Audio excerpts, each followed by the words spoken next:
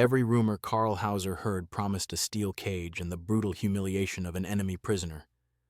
But when the young German corporal was dropped onto a California vineyard, the true danger was not the expected hatred, but an act of mercy, a pencil and a piece of scrap paper that started a secret illegal conversation with his family that would last for 30 years.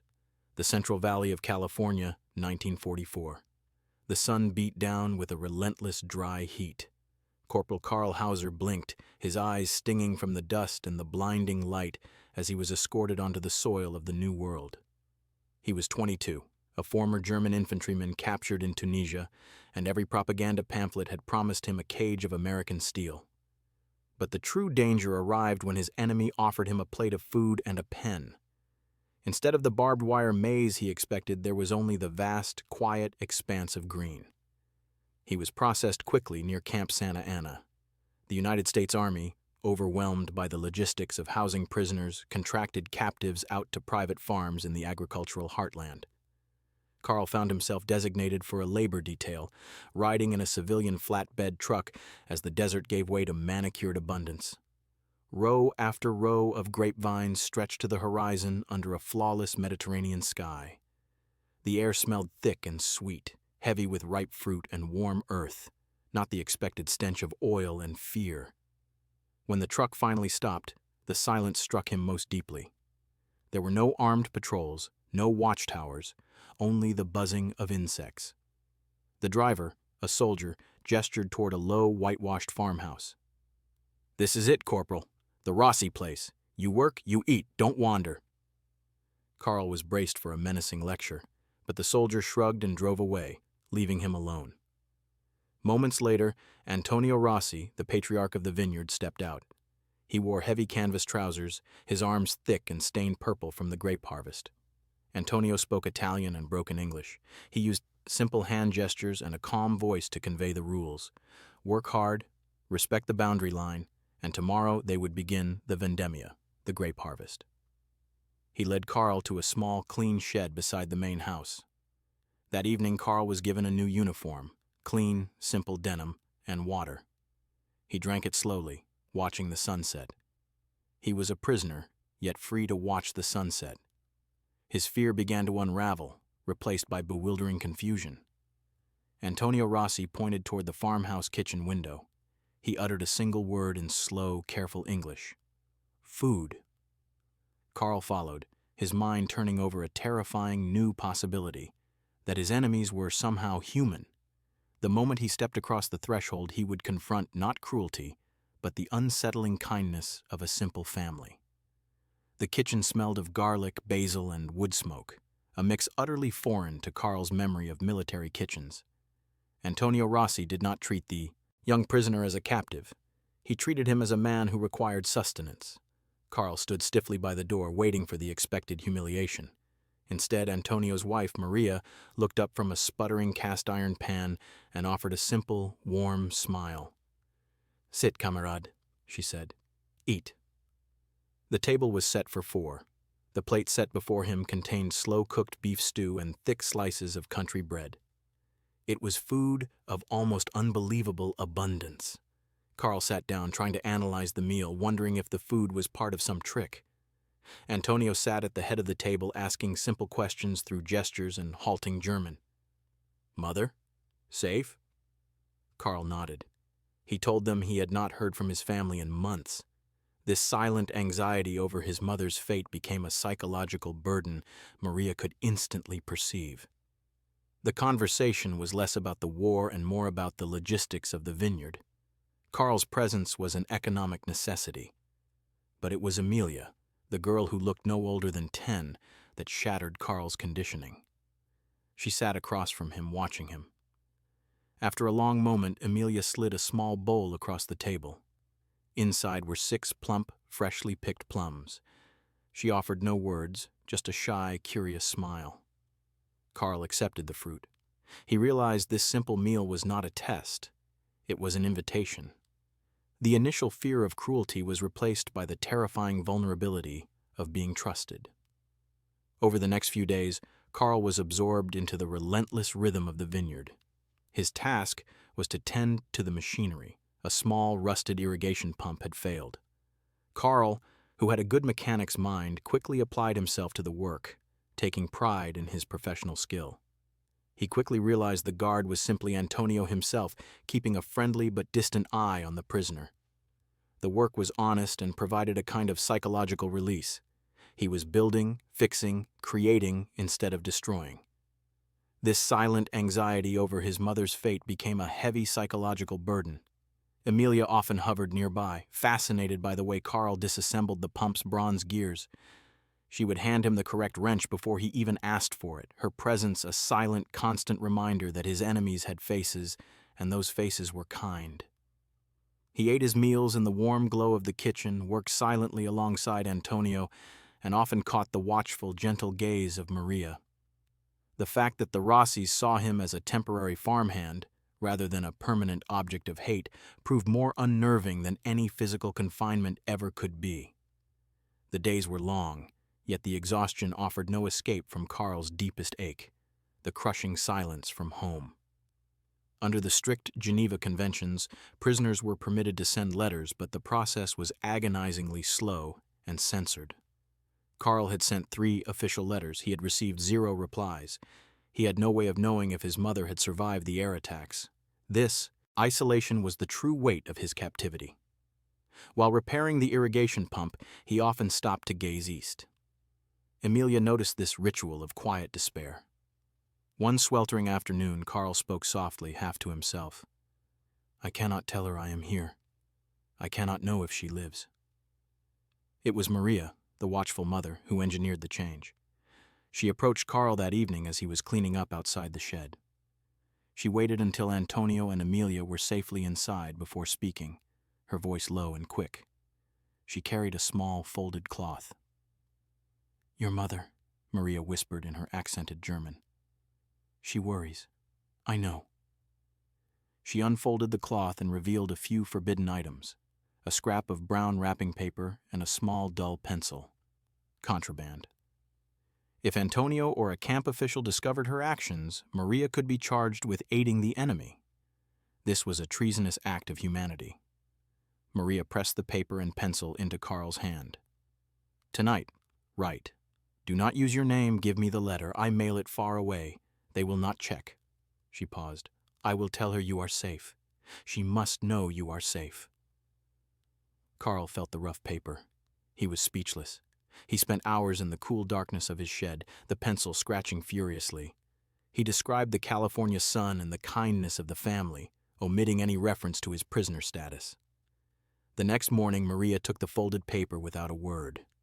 The secret mail exchange was an invisible, fragile bridge built between enemies. Karl, the prisoner, was suddenly connected to his home not through the state, but through the quiet, dangerous mercy of a single woman, making him a conspirator in a growing human drama. The risk Maria took was not just for Karl, but for his family. Tap the subscribe button now. It ensures you don't miss the shocking revelation Maria shares next, one that binds her deeply to Karl's plight. For weeks, the smuggled letter hung between Karl and Maria. Every morning, Karl waited for a sign of danger, but the sun rose and set only on the peaceful rhythm of the California harvest. Karl continued his mechanical work, his hands restoring life to broken implements, a stark contrast to the life he had led in the Wehrmacht. He carefully saved the scraps of paper Maria provided, rationing his communication and filling the small pages with meticulously printed German script. The core message was always the same: I am safe, and I am working. The exchange of letters quickly became routine, an invisible ritual woven into the fabric of the vineyard's demanding labor. The greatest tension was the wait for a reply. Maria had posted his first letter to a distant cousin in New York, who would then discreetly forward it to Germany, bypassing the heavy censorship. The silence stretched for more than 2 months. Then, one cool morning, as Karl was fueling the tractor, Maria appeared, her face unusually pale. She did not approach him directly, but knelt down by a bed of ornamental flowers near the farmhouse door. When he drew near, she subtly dropped a small, brittle envelope into his path. Karl snatched it up and retreated quickly to the privacy of his shed. The handwriting was shaky, but instantly recognizable as his mother's. He tore it open. She wrote, "My dearest son, I had given you up for passed away. I wept for 3 days when your letter arrived. To know you are warm and that you eat well is all I need. Thank this unknown kindness that carried your words across the sea." The letter did not just confirm his mother's survival, it confirmed Maria's terrifying risk had paid off. The human connection had pierced the military cordon. When Karl next saw Maria, he could only offer a deep, formal bow. Maria responded, "Your mother is safe, for now. Keep writing. I will find a way." It was a promise of loyalty between two people whose nations were at war. Karl knew with absolute certainty that this family, who were supposed to be his enemy, were now the only lifeline connecting him to his past. Yet this bond was still built on fragile ground. They were enemies, separated by a front line. He was now deeply dependent on their mercy, a situation far more complex and emotionally taxing than any rigid confinement could have been. The fear of punishment was slowly being replaced by the fear of disappointing the family. The next reply from Germany arrived 3 weeks later. It was shorter, the script more frantic, detailing a recent brutal air attack that had leveled a quarter of Karl's hometown. The sorrow in the brittle paper was sharp and immediate. Karl, reading the devastating news in his shed, walked straight into the hot afternoon light, finding Maria hanging laundry. He held out the letter, his face etched with anguish. Maria looked at the trembling paper and led him into the shade of a large, gnarled olive tree. "The war takes everything, Karl," she murmured. "It takes the house, it takes the food, it takes the peace, and it takes the sons." Maria confessed a truth she had carried silently. "My son, my Giorgio, he was 21. He was fighting in Italy. He was serving America." She paused, struggling to contain the emotion. "He was removed from existence outside Naples last year. He was gone before Christmas." The revelation struck Karl with the force of a physical blow. The kindness he received was coming from a woman who had every reason to harbor hatred. She was transmuting her own profound loss into an act of compassion for the enemy. She was mailing his letters not to save him, but to save the mother in Germany, whom she wished could hear from her own son. In that singular moment, Karl understood the foundation of Maria's dangerous promise. They were bound by a bridge of sorrow, built by the memory of a lost son. Karl realized the corrosive effect of his own wartime instruction, which had painted Americans as moral degenerates. He had expected to see evidence of that, hatred, but instead he found a family defined by quiet, sacrificial decency. Maria finally rose, her composure recovered. "You are here now. You are safe. We keep writing. We keep working." She walked back towards the house, leaving Karl alone under the olive tree, no longer just a prisoner, but a silent recipient of a family's unimaginable, redemptive love. The war raged on overseas, but on this small patch of California earth, the battle against hate had already been won. This simple act of trust, smuggling letters across an ocean of war, defies everything the propaganda machines taught. What single act of kindness, large or small, do you believe is most powerful in bridging the gap between conflict and peace? Share your thoughts below. With the secret of Giorgio's passing now known, the relationship between Karl and the Rossi family shifted to one of quiet, shared burden. He was, to the world, a German prisoner of war, but in the sun-drenched valley, he became simply Karl, the mechanic, the strong back, the fourth presence at the Rossi dinner table. He learned the specific language of the farm, the groan of the old tractor, the rhythmic hiss of the repaired pump. Karl found a profound dignity in this labor, a feeling far removed from the forced, anonymous toil he had feared in a typical camp. Here, his work was valued, necessary, and immediately visible in the health of the vines. The correspondence had become the spine of his captivity, a thread of hope that endured even as the war entered its bloody final months. Emilia became Karl's quiet apprentice.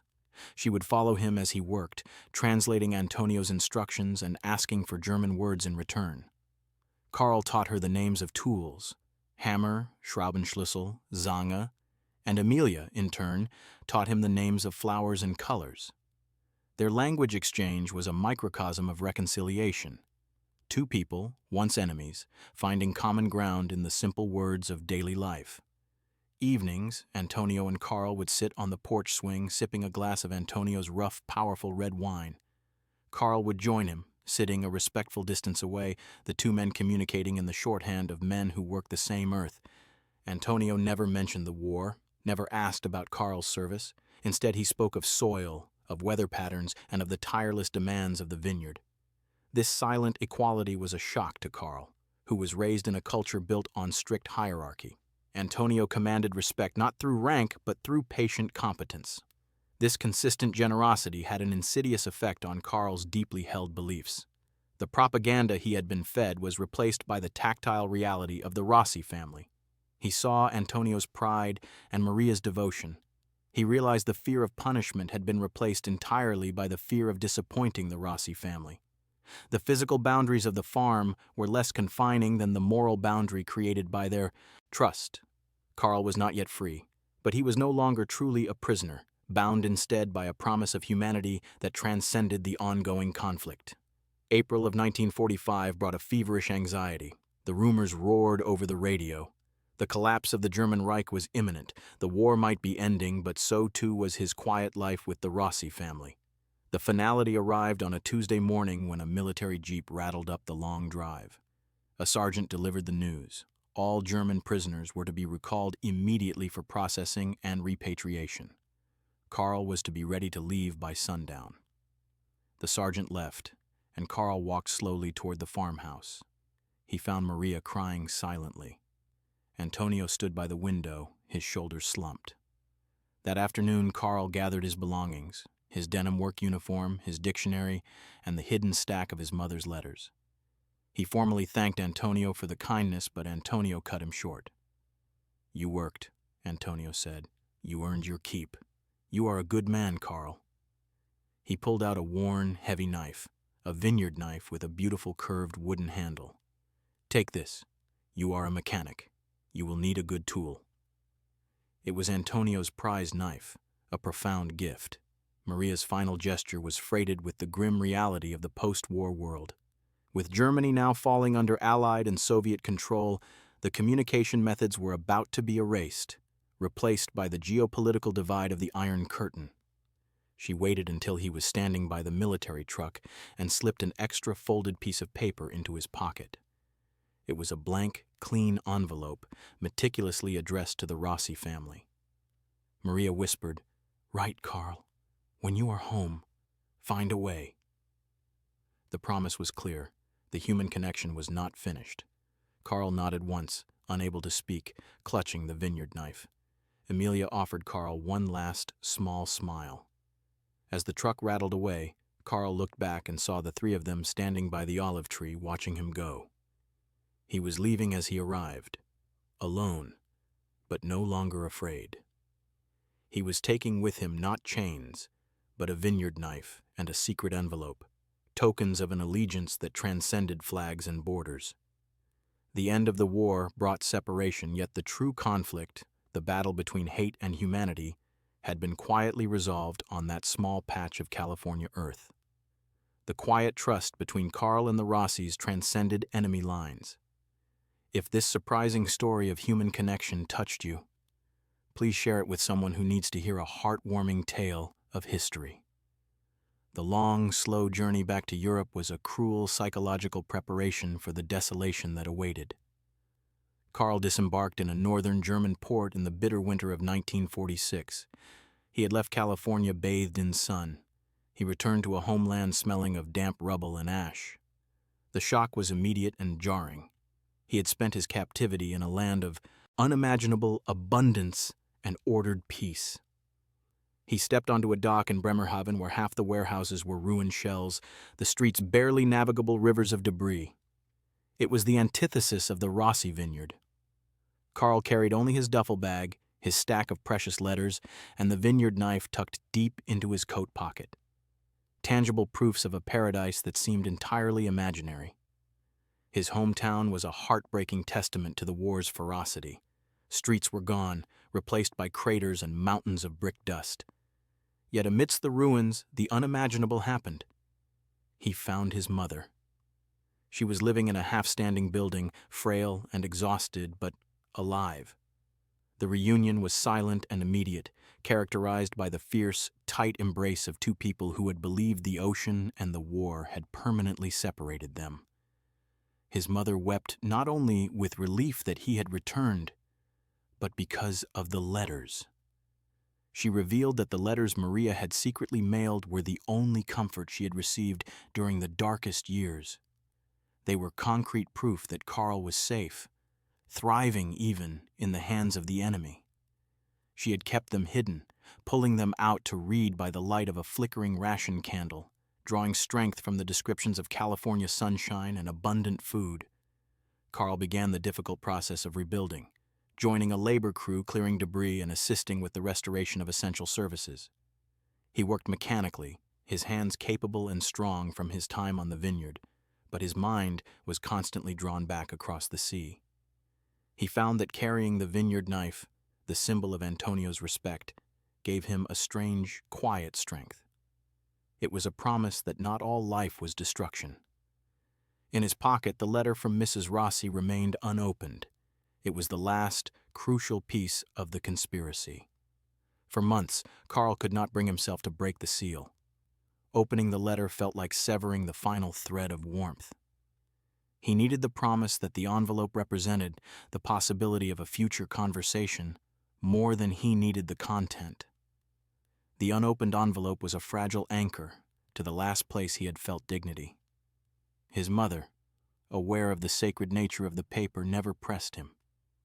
She knew that the connection he had forged in America was as vital to his survival as the food and shelter they now struggled to secure. As he worked to pull his shattered world back together, Karl knew he could not live forever by the ghost of a promise. One day, he would have to face the finality of that letter and find out what Maria had asked of him. 3 long years passed since Karl returned to his broken homeland, years filled with the endless grind of rebuilding. He had become a skilled tradesman. The unopened envelope from Maria remained a talisman. Then, during a routine repair job, his mother suffered a fall. The crisis shook Karl from his emotional paralysis. He knew he could no longer postpone the conversation. He sat down that evening, the vineyard knife resting on the table, and finally broke the brittle seal. The letter was from Emilia, now a young teenager. Her handwriting was clumsy, but the message was instantly clear. Emilia wrote that her parents missed him, and the vineyard seemed too quiet. She confessed they had tried to send official letters, but they were returned. The crucial line came next. "But Mama found a friend, a man who knows people. He will mail your letters to us. Write, Karl. Do not forget us. We are waiting." The message was staggering. Maria had fulfilled her promise, establishing a new, intricate smuggling circuit designed to function through the chaos of the post-war partition and the Iron Curtain. They were offering to continue the connection. Karl wrote back immediately. He addressed the envelope to the contact Maria had arranged, trusting completely in the fragile, invisible thread connecting him to California. The years were measured by the arrival of an airmail letter. To survive the increasing political hostility between East and West, Karl's letters were discreet, yet they served as a vital, uninterrupted chronicle. In Germany, Karl's letters detailed his professional ascent and his mother's passing in the 1950s. In California, the replies detailed the life of the vineyard and the growth of Emilia. The letters spanning the 1950s were filled with Emilia's school reports. The 1960s saw her marriage and the birth of her first child, Antonio Jr. Karl, thousands of miles away, had watched Emilia grow from a curious 10-year-old girl into a married woman through ink and paper. The correspondence had to remain private, surviving global events like the building of the Berlin Wall. By the 1970s, the envelopes were thick with photographs. Karl was a silent, beloved guest at every major event in the Rossi family life. He kept his California correspondence strictly separate from his German life. For 3 decades, the letters flowed across the ocean, proving that the human bond established in that quiet shed in 1944 was stronger than the walls governments built. Karl, who had returned home to a profound sense of isolation, had quietly maintained a family across the sea. The final reward for that enduring, silent promise was about to arrive. The last letter arrived in the spring of 1976. It was heavy, carrying a festive air. Karl, now in his late 50s, opened it immediately. It was from Amelia, writing with excitement. The letter contained a formal invitation. Her son, Antonio Jr., was getting married at the family vineyard, and Karl was invited. 32 years after he was trucked away as a prisoner of war, Karl was being asked back to California as family. He secured his visa, booked his passage, and carried his life's archive, the correspondence. The moment of reunion was quiet, understated, and steeped in the comfort of familiarity. Karl stepped out of the hired car. Antonio and Maria, both frail now, stood waiting on the porch swing. Karl's gaze immediately found the small, clean shed where he had slept as a prisoner, and the very spot beneath the olive tree where Maria had revealed her secret. Amelia, a woman of deep laughter and kind eyes, rushed forward first. "Uncle Karl," she whispered, "you came home." Karl spent a week with the Rossi family before the wedding. He showed Antonio the vineyard knife, carefully maintained and sharpened over 3 decades, and the old man simply nodded. Maria pressed his hand. The greatest confirmation of his place came on the wedding day. Karl was standing quietly when Amelia's son, the groom, approached him. "My mother told me everything, Mr. Hauser," the young man said. "The letters, the shed, the kindness. Thank you for never forgetting us." He paused. "If you will permit it, my grandfather and my father wanted me to tell you that you are standing in for our Uncle Giorgio today. Welcome home, Uncle." Karl realized he was fulfilling the shadow left by Maria's son's passing. The family had silently elevated him, the former enemy corporal, to the place of the lost son. It was the highest honor they could bestow. As the California sun set over the Central Valley, bathing the party in a rich, golden light, Karl felt a peace deeper than any official treaty could guarantee.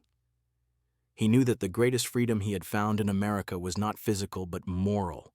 The freedom to be seen, trusted, and loved not as a soldier or a prisoner, but simply as a man.